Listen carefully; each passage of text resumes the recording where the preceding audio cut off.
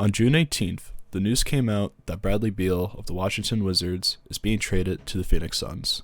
With that, the Suns give up Chris Paul, Landry Shamet, multiple second-round picks, and a pick swap. Now, I think this trade is stupid risky for Phoenix, and I personally don't see this working out for the Suns. Before we go further, please consider liking and subscribing if you enjoy my content. Thank you. Before we talk about this major trade, I feel like some context is needed. Back in February of this year, before the NBA trade deadline, the Phoenix Suns were in that battle between 5 different teams competing for playoff position. They were all within 3 or 4 games of each other. The Suns, seeing that KD isn't really happy in Brooklyn, they decide to trade away most of their future in rising star Mikal Bridges, who is now an all-star, sharpshooter Cam Johnson, Jay Crowder, 4 fucking first-round picks, and a 2028 pick swap.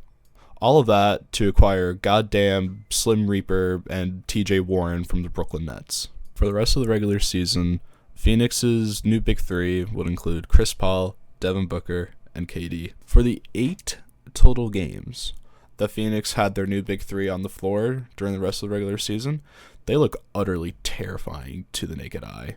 I mean, they went 8-0 in those games, and it seemed like they might go deep in the playoffs, but come playoff time, the team really showed their true colors. In the first round, the Suns took on the Clippers, and it was more of the same.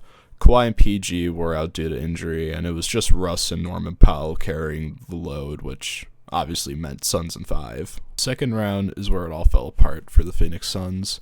They faced Basketball Guy, and they fucking fell apart. They lost in 6. And they showed the whole basketball world that 1, there's absolutely no depth to this team, and 2, Chris Paul ain't the point guard he used to be. I mean, his numbers over the season reflect that, putting up 14, 3, and 9, which, I mean, don't get me wrong, is solid numbers, especially in the playmaking department. For that, he was 4th in the league for. But the scoring output was really his downfall coming into the offseason.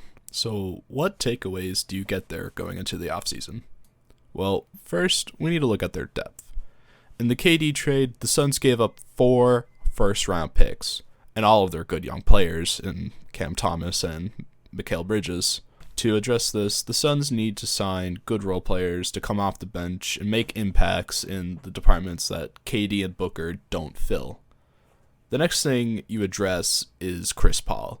He isn't putting up the numbers he's being paid to get, so the obvious answer for them would be to trade his ass.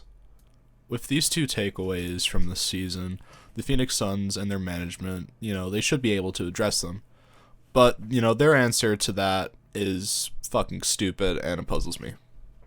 On June 18th, the mystical Woj posted the news that, quote-unquote, the Washington Wizards are finalizing a trade to send all-star guard Bradley Beal to the Phoenix Suns, sources tell ESPN. Beal's waiving his no trade to form a new big 3 with Devin Booker and Kevin Durant. Teams are still working through the framework, but Beal is headed to the Suns. He also said that, quote-unquote, Suns are expected to send Chris Paul, Landry Shamet, multiple second-round picks, and pick swaps to Wizards, sources tell ESPN. Phoenix has no available first-rounders to include in trade. Beal's no trade limits Wizards' marketplace. Deal could take a few days to be finalized. When I read that tweet, I was genuinely puzzled because instead of addressing that crippling lack of depth, the Suns decide to go after another ISO scorer to create a new big 3 of isolation scorers. Now, I'm going to tell you why me and a lot of other people seem to really hate this trade, and I think that the channel MDJ says it perfectly. Shout out to him. It's just so stupid. It's like a kid playing NBA 2K at my GM mode, and then he goes, "Oh, I can trade for Bradley Beal on the Phoenix Suns. Wait, Bradley Beal is a 95 overall player. If I get him, I now have 3 players with 95 overalls. I am unbeatable." That's not how you build a basketball team in real life, dude. Come on. That honestly is the best comparison you can make there when talking about the mentality that the Suns management has. They traded away the rest of their future with those picks. Another aspect to discuss here is that now I don't even think Phoenix can address the lack of depth anymore. With this trade, Beal, KD, and Ayton all have 4 soul-sucking years left in their contracts, and D-Book is going to resign right away when his contract is up. The luxury tax that the Suns are going to pay is fucking through the roof. Like, the only way the Suns get really any meaningful value now, like, is if they flip DeAndre Ayton for role players, but if they don't do that, they're fucked. I gotta say, man, like, this trade won't work. With the lack of depth and having to deal with 4 humongous, bungus contracts, the Phoenix Suns are going to be in an NBA purgatory for at least the next 4 years, and the basketball world will rightfully laugh at this organization. Obviously, new management means 0 improvement, and most upsettingly, 0 future.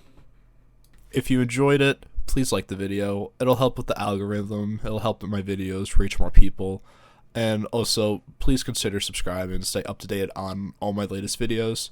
Peace.